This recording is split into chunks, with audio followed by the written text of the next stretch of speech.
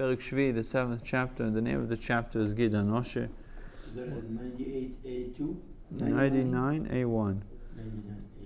The Gemara asks, "V'ligma minebe," let us derive from the Nozir's ram that even a flavor of kochim is not like its substance.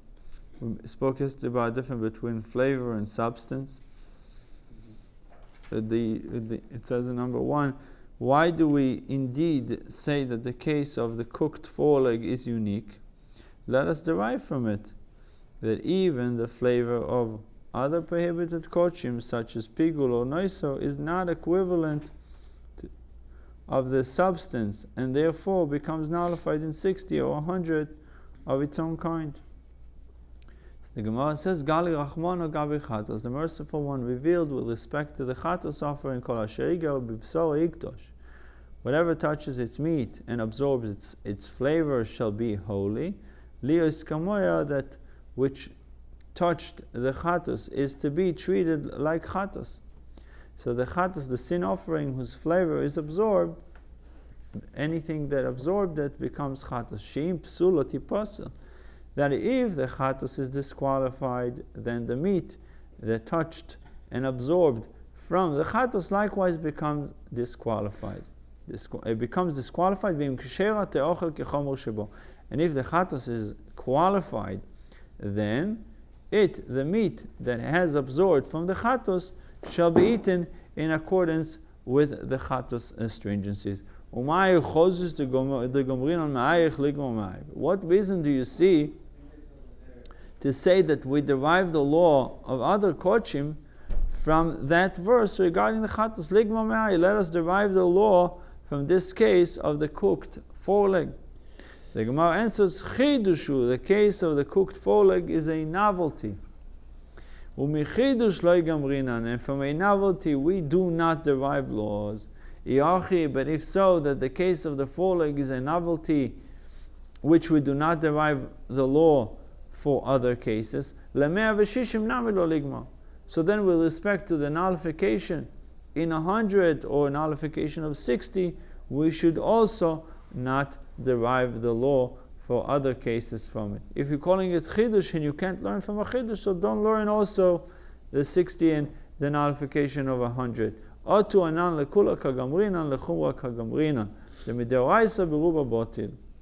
we then deriving a leniency? We are deriving a stringency. For under the general principles of a biblical law, a substance is nullified in a majority. That's what the Torah says. The derivation from the cooked foreleg therefore teaches us a stringency. That nullification of a prohibited substance or flavor that blends with a permitted substance requires 60 or 100. A third answer to the question raised above, that the Braisa's statement that the Nozir's ram is unique appears to contradict Rabbi Yeshua ben Levi's position that it serves as a prototype for the nullification of other prohibited substances. So Avina Omar, lo initzachol lemekim chasach. The Braisa's statement that the Nozir's ram is unique is relevant only with respect to the place of the cut. The Omar mekim chasach ba'om also, for it was said that the place of the cut is generally prohibited. If you look at 11 and 12, it says the Braisa agrees with Rabbi Yeshua ben Levi that the case of the Nozir's ram serves as a prototype for all other prohibitions with respect to nullification, the same way that the foreleg that is eaten by the Kohanim is nullified to all the other meat, so too when it comes to all the other things, meaning we're learning nullification from the foreleg of Nozir.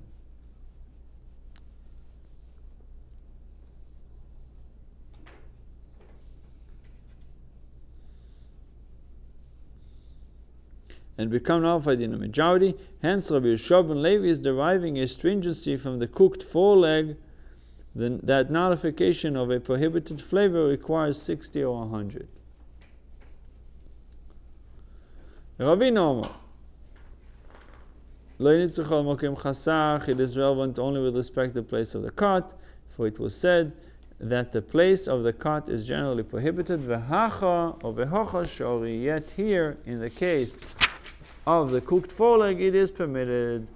The Gemara challenges Rav Asi's ruling that a prohibited flavor becomes nullified in 100.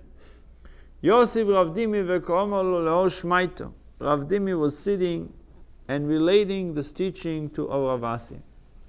Omar le'Abaye, Abaye said to him, V'chol isurin shebatero b'mea.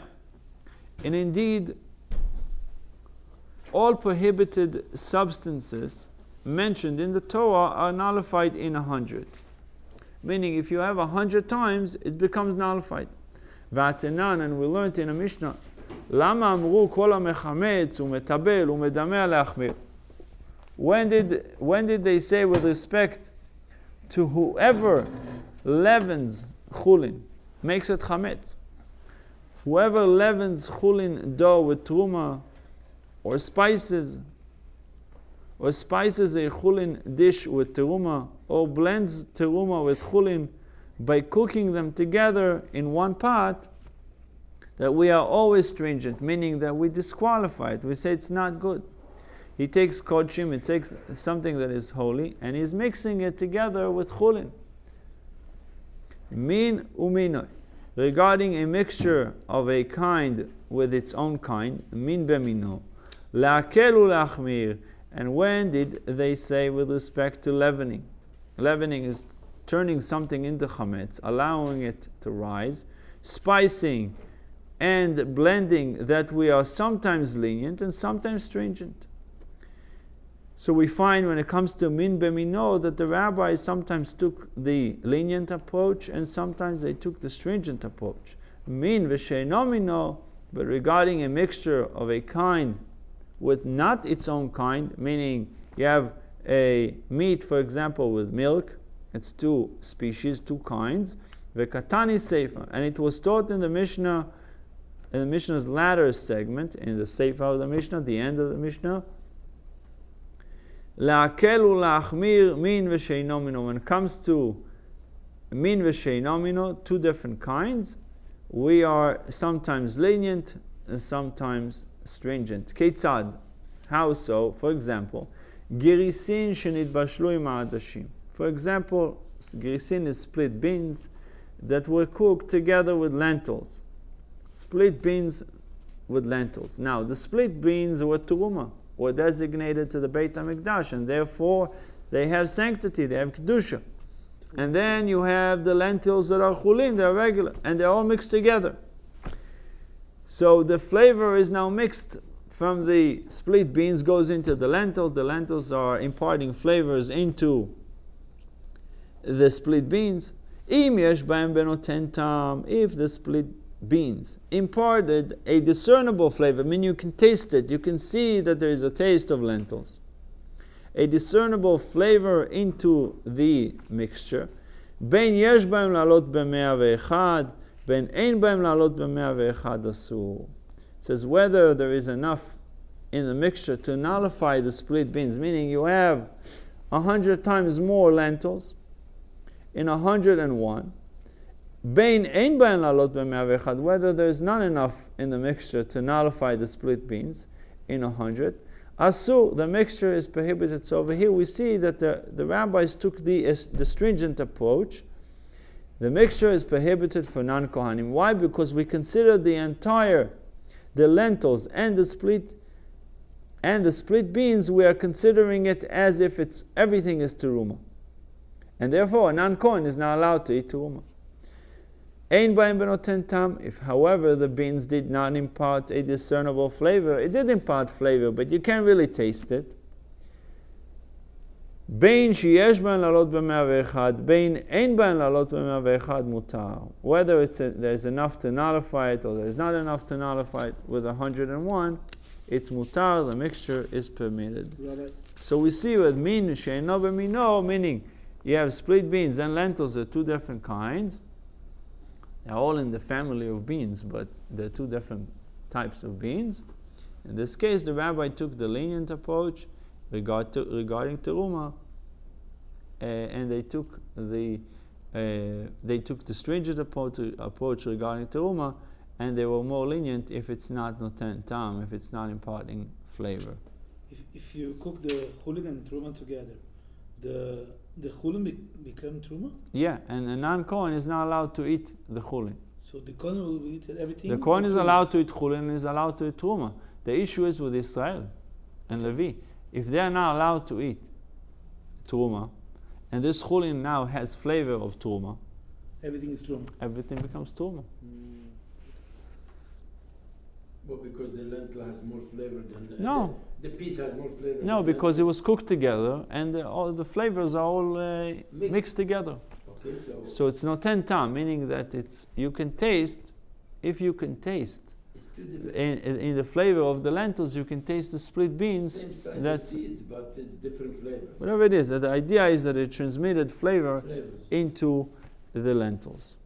Ein baim la'alot b'101. Now the Mishnah states, in the last case where the teruma mixed into a food that is not its own kind, min she'eino b'mino, and did not impart a discernible flavor, meaning you can't taste it, into the mixture, we are lenient, and the mixture is permitted even though there's not enough to nullify it, even if you don't have 101 times. Ela b'mai, but then in how much did it become nullified? Lav b'shishim, not in 60. Do you need the nullification of 60 times? Evidently, a prohibited substance that blends with a permitted substance and does not impart discernible flavor into it becomes nullified in 60. The Gemara says, Lo b'mea. No, the Mishnah means to say that in this case, we do not impose the stringency of teruma, which requires nullification in 100 times, 101. And instead, the teruma becomes nullified in 100. Abai counters, V'amid dereisha b'mea v'seifa b'shishim. But since the Mishnah's first segment, where we are stringent, allows for nullification in 100, then perforce the latter segment, where we are lenient, we are more mekel, allows for nullification in less than that. What is less than 100? The second formula is 60. There's two formulas of nullifications that we are discussing now.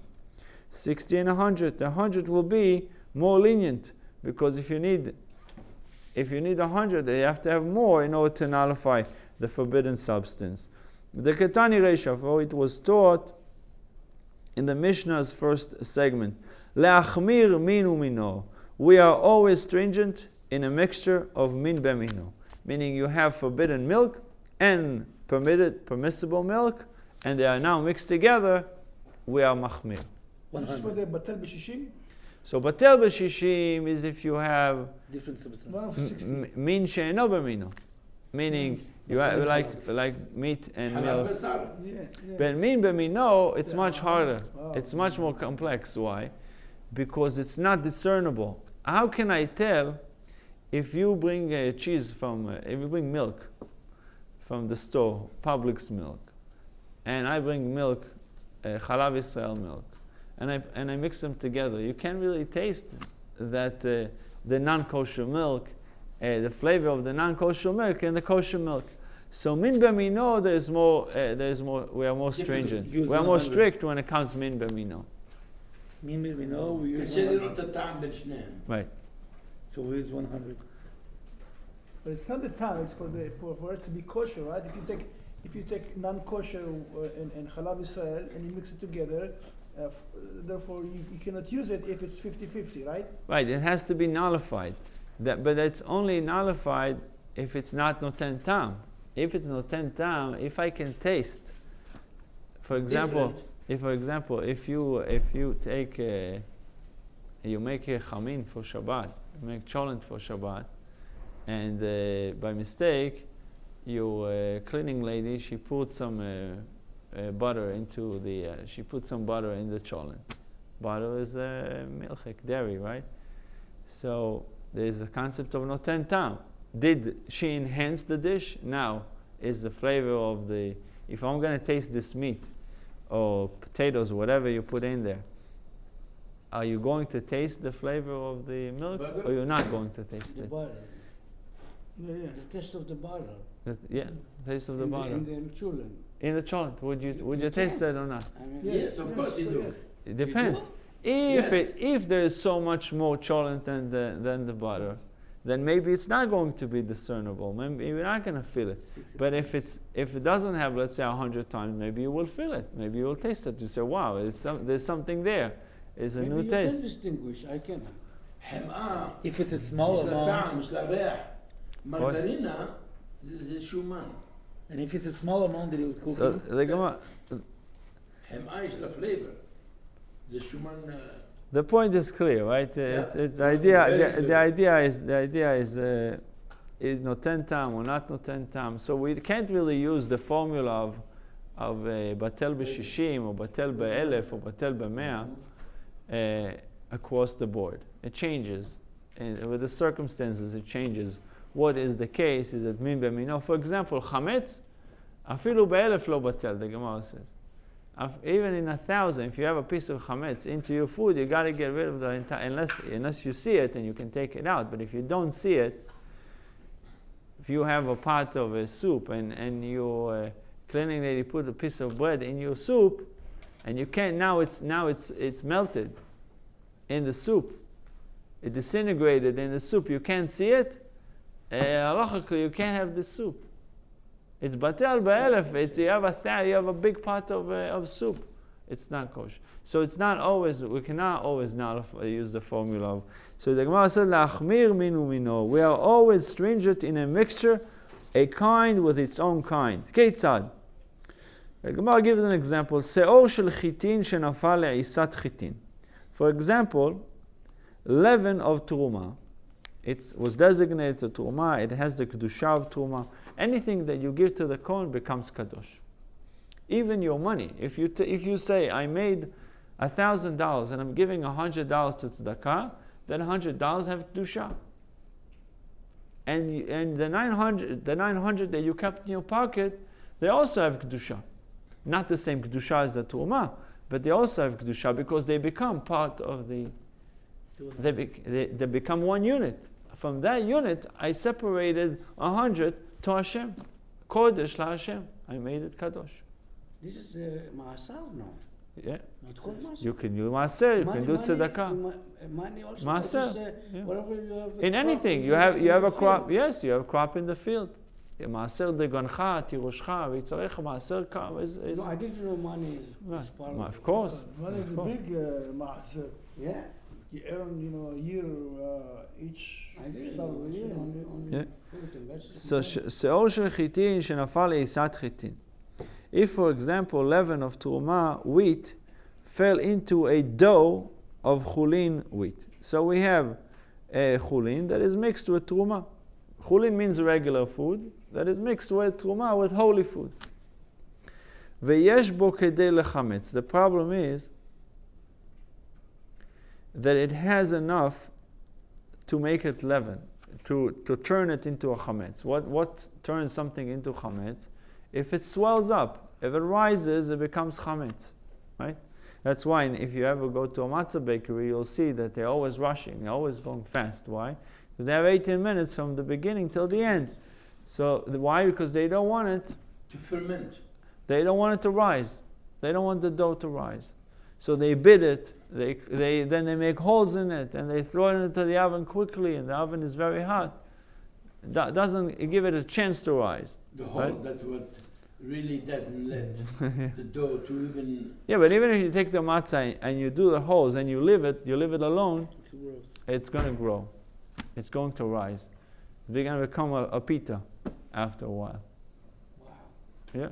If it sits in the heat... It's going to rise. I love pita.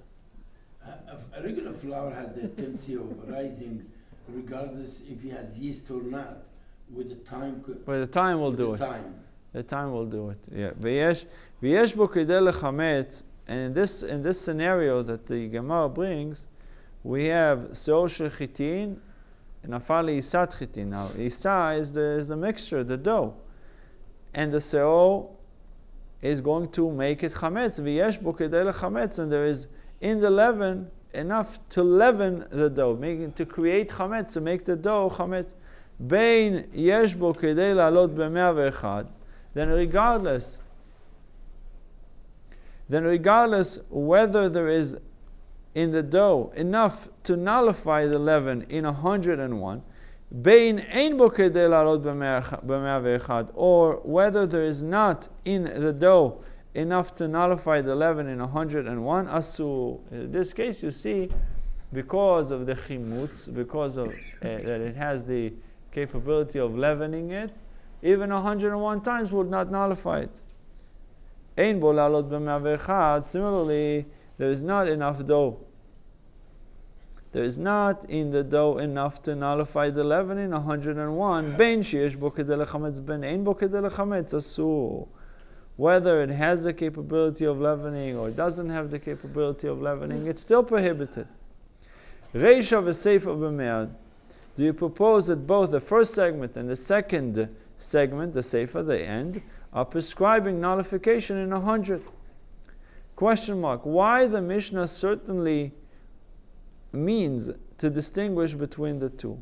Rav Dimi answers, "Loi, they are not both prescribing nullification in 100. Reisha b'101. Rather, in the stringent first segment, the truma is nullified in 101 parts chullin. V'seifa b'100, where the seifa deals with only 100. There's a big difference between 100 and 101.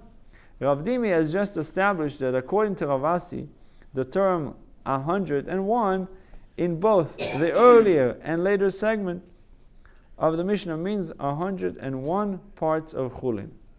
V'chi yesh bo kedei lechametz, but if 101 means 101 chullin parts, how can the Mishnah state that when there is in the leaven enough to leaven, there's in the leaven enough to leaven the dough, there's enough chametz there to create the whole dough chametz. The dough is forbidden even if there is 101. If in 101 you have 101 permitted parts, why should the leaven not become nullified? Surely a substance is incapable of imparting a discernible flavor into something 101 times its volume. Rav Dimi was silent, consenting that he could not defend his position. So Abai offers a suggestion for reinstating Rav Dimi's interpretation. Amar lei, Dilma shani seor de chimutzo kashe. Perhaps leaven is different. Don't use that example because leaven, chimutzo kashe, its sourness is strong, and therefore, even if you have 101 times, it's still going to affect. Amar le adkartan milto de Amar Rabbi Yossi Rabbi Chanina. You have reminded me of something that Rabbi Yossi, the son of Rabbi Chanina, said. Lo chol hashiorin shavin. Not all measures for imparting a discernible flavor are the same. Why? Sha'arei tzir shi'uro karov le-200, because the measure of non-kosher fish brine, to impart flavor is close to 100. And it's something that everyone can relate to. The fish, especially the Ashkenazi herring, the smell, you touch it to get rid of the smell. Even if you touch it, now you wash your hands twice, 3 times, it's always there. So there are certain things that tzir chimutzo kasher, like we said about chametz, certain things are, say I'm going to use the formula of 60 or 100. So you can't use it across the board. So it says when it comes to tzir in Aramaic is non-kosher fish. Non-kosher fish brine, to impart flavor, is close to 200. You need 200 in order to nullify that smell. That none, for we learned in a Mishnah, dag tameh tziro asu. Non-kosher fish brine is prohibited. People say, oh, I'm going to the restaurant, just going to eat fish. What happened if he made fish before that is non-kosher? And now he's using the same frying pan to make you the kosher fish. You're only asking for tilapia, it's kosher. But before he had swordfish in that pot. and so if it is not kosher. But we relying on a goy chef who then No, can no, taste the difference of we're not 200. relying on a goy, but the saying is that some people, they excuse themselves saying, we're going to a non-kosher restaurant, we're only eating fish. So I'm saying, look at what fish can do. It's a dag, tamet, tziro, asur, even it tastes, it's brine is prohibited. Rabbi Yehuda Omer Revi'it b'se'atayin. Rabbi Yehuda says it is prohibited even if a quarter log mixes into 2 se'ah. What does it mean a quarter log mixes into 2 se'ah? Those are back in the days a measurement. So he writes in 16, 2 se'ah of kosher fish brine or any other permitted substance. A se'ah is a measure of volume equal to 6 kavim. It gives you the whole description of it. I don't know, you want to tell me when they start? He said I should come and get you guys. Who said? I should call them. Who said? Itan, the father. Oh, wait. Said, they're really starting? call Or? them, he's like, yeah, please. Okay, so we'll continue later. later. So we are continuing track the Chullin. We're holding in 99b2. The Gemara, Rav Dimi's explanation in the bottom of 99b2 on the left side, we learned that dag, tomei, tziroi, osu, that non-kosher fish, brine, is prohibited. And Rabbi Yehuda Imer, revis besosaim, it is prohibited even if a quarter log mixed into a 2 se'ah. What does it mean? What is the amount of quarter log mixes into 2 se'ah? It says in 16, 2 se'ah of kosher fish brine, or any other permitted substance. A se'ah, how much is a se'ah? Se'ah is a measure of volume equal to 6 kavin. So each se'ah is 6 kavin. How much is 6 kavin? And a kav equals to 4 log. How much is 4 log? 2 se'ah measures 48 lugin. So 24 lugin is 1 se'ah, right? 2 se'ah measure 48 lugin. 1 se'ah is 24 lugin. Or 192 quarter lugin. Close to 200. Hence we see that there are substances which can indeed impart flavor to food that is more than 100 times their size. So fish brine is so strong that it imparts flavor to food that even though the food is 100 times more than this fish brine, but it still gives its flavor. The flavor trumps the 200, right? Right, it says almost close to 200 in this calculation. So Rav Dimi's explanation of Avasi's ruling is thus sustained tangentially. However, the Gemara questions Rabbi Yehuda's ruling in the aforementioned Mishnah by saying that if a quarter log of non-kosher fish brine mixes with 2 se'ah of kosher fish, the mixture is prohibited. Rabbi Yehuda implies that if a quarter log mixes with more than 2 se'ah, it is permitted. The Gemara asks that this is incompatible with Rabbi Yehuda's own view. Rabbi Yehuda, what is Rabbi Yehuda's view? Min b'minoi lo botil. Rabbi Yehuda says that when you have the same species, the same kind mixed with the same kind, lo botil, it's never nullified. The Gemara says, Shani tzir dezer ba'alma. It says brine is different, for it is mere sweat. He calls it sweat. Moisture. What did we say tzir? Tzir is the brine of the non-kosher fish. And he calls it zeir ba'alma. It's mere sweat. Why? Moisture exuded from the fish as a result of the salting rather than part of the fish itself. It's only moisture that came out of the fish. It's not the fish itself that imparted its flavor to the other food. The Mishnah rules that if a thigh was cooked together with its Gid Hanasheh, then the Gid Hanasheh imparts a flavor to the thigh. The thigh is prohibited. Okay? Gid Hanasheh gives flavor to the thigh and makes the thigh. Keitzad Mesha'arinan, how do we measure whether the Gid Hanasheh imparted a flavor into the thigh, like the meat in turnips, right? We said turnips is like horseradish, tznon in Hebrew. It's tznon, turnips. Radishes. Radishes. Yeah, that's very Now, small. horseradish is different. Right. You can't use the same knife. But horseradishes are the small ones, and turnips are the bigger ones, right? Right. Those are lefet in Hebrew, lefet. Okay. Turnips. It looks like a white carrot. Turnips. Okay, so Amar Rav Huna, what's the story with turnips? It says, how do we measure whether the Gid Hanasheh imparted a flavor into the thigh, like meat in turnips? It says in 19, we treat Gid Hanasheh as though it were meat, and the thigh as though it were turnips. We have Gid Hanasheh, it's meat, and thigh is the turnips. That's how we treat it.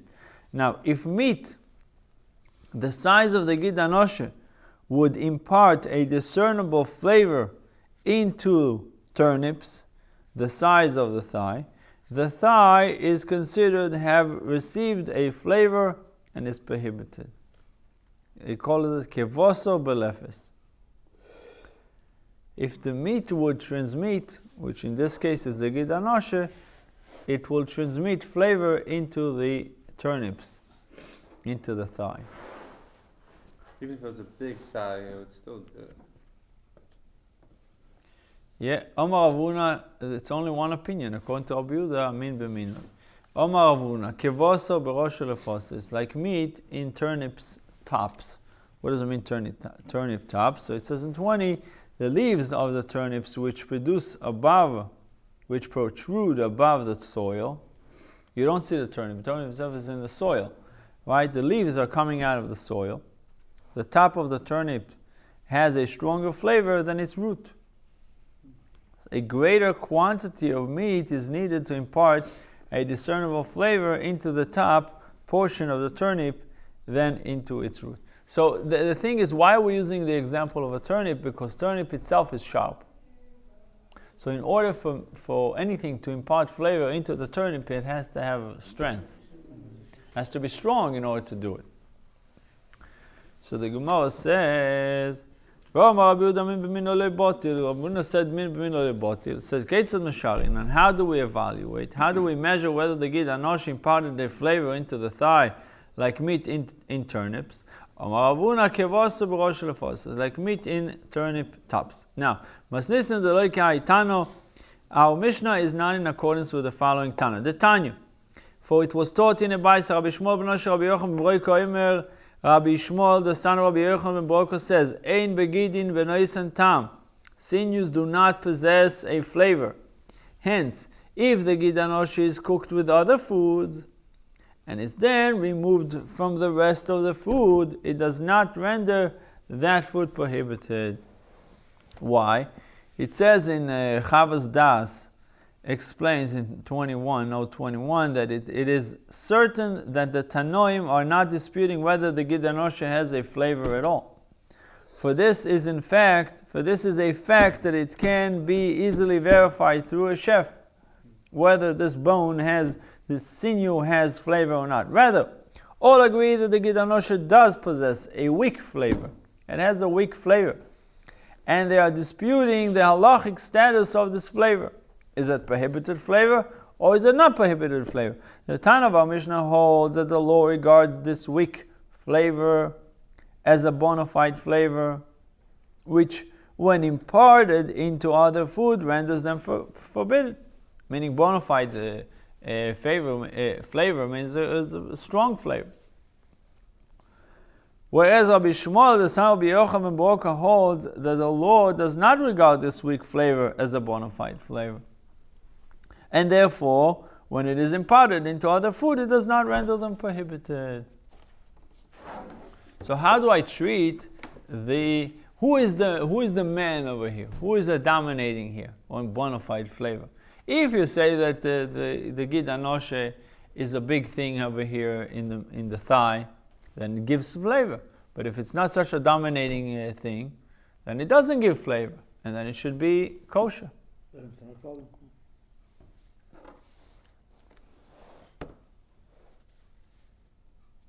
There was a certain person who came before Rabbi Chanina to inquire about a food that had been cooked with Gid Hanasheh. What should I do with the food? Rabbi Yehuda bar Zavina was sitting by the entrance, above his entrance. When the person came out, Rabbi Yehuda bar Zavina said to him, "What did he say to you?" What did Rabbi Chanina say? How did he answer your question? Regarding the food. Regarding the food that was cooked with the Gid Hanasheh. Amar le'shario nihale. Right, Shlomo, the Torah said you got to take out the Gid Hanasheh. What if you didn't take it out? You cook it with the thigh? It's all no good. Well, I don't know. We have to find out. It doesn't impart flavor. Wait. Rabbi Shlomo says it's not good. That's it. What is Rabbi Chanina saying? Amar le Rabbi Hanina says no. Amar le sharia niale. The person replied, he permitted it. Rabbi Chanina disagree with you. He permitted it. Amar le. That's his opinion. Let's see. So listen to this.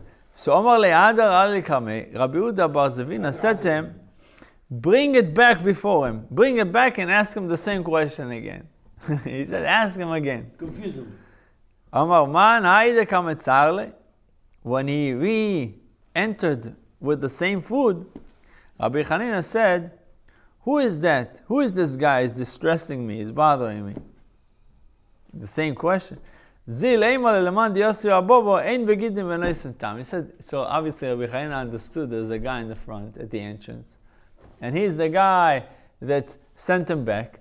So he didn't speak to him. He said, tell the guy in the front, tell the guy who sent you back, that sinews do not impart flavor. So it's okay. And that's it. If the sinews do not impart flavor, why shouldn't you eat it?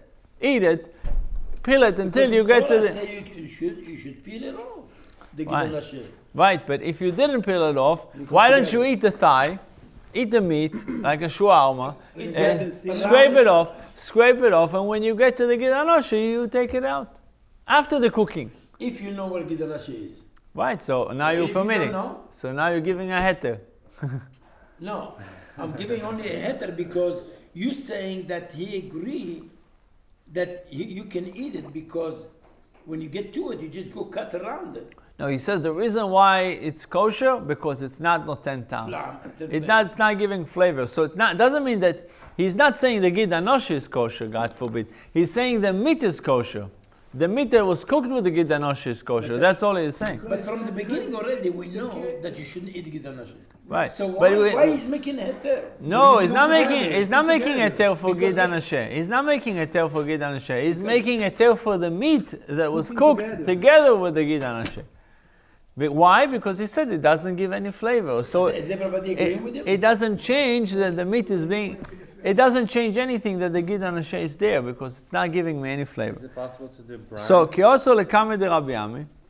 To do brine with Gid Hanasheh like you do with the fish sticks? No, obviously it's not possible even to do, you shouldn't be cooking with it. You shouldn't be cooking it. You got to take it out.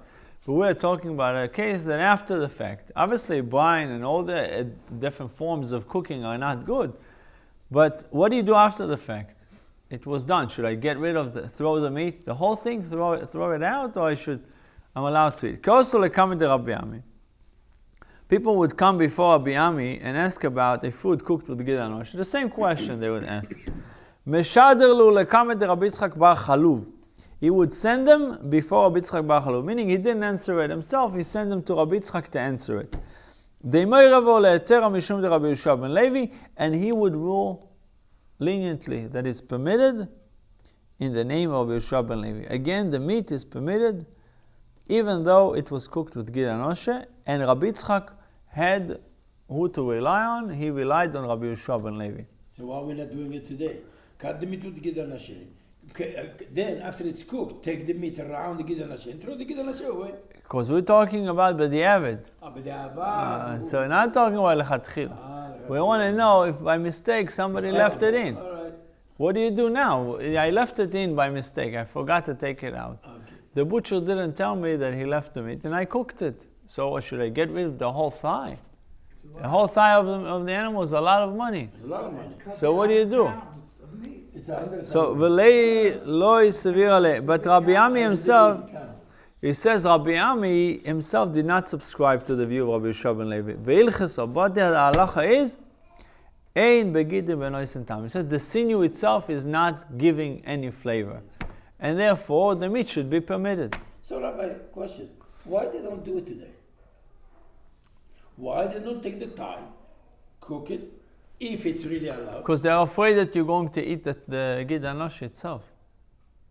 We're not concerned with the flavor that it's going to It omit, doesn't have a flavor. because it does not give any flavor. But they're concerned that you're going to eat the Gid itself. The second part of 24 here, Rashi notes. Rashi notes, however, that only the Gid Hanasheh itself is deemed tasteless. It doesn't give any flavor, tasteless, no taste. The rabbinically prohibited Shuman Agid, there is also the surrounding fat that is around the Gid Hanasheh. However, that Shuman Agid possess a bona fide flavor which, when imparted to other food, renders them prohibited. It said the Shuman, the fat around the Gid Hanasheh, does give flavor. And that's also prohibited. The Shuman, the fat, so you would ask, why is it permissible? Why Rabbi Yeshua ben Levi makes it permissible if the Shuman Agid gives flavor? It has to. So the Gemara says, it's only vridim. let's finish. It says, Gid Hanasheh nisbashel, the Gid Hanasheh was cooked together with permitted sinews. Then if one does not recognize the Gid Hanasheh, all the sinews are prohibited. If you can't recognize it, then everything is prohibited. But if you can recognize it, even if the ratio of the Gid Hanasheh is to the permitted sinews in combination with the other permitted ingredients in the pot, is such that the Gid Hanasheh does not impart a flavor to them. Velivto beruba, but let the Gid Hanasheh becomes nullified in the majority of permitted sinews. The Gemara says, Beri Ashani, an entire creation is different. It is deemed significant and is not subject to nullification. Like we learned before, that even if Gid Hanasheh is less than a kazait, it's still a problem. It's a small Gid Hanasheh, it's still a problem because it's one entity. It's one full thing.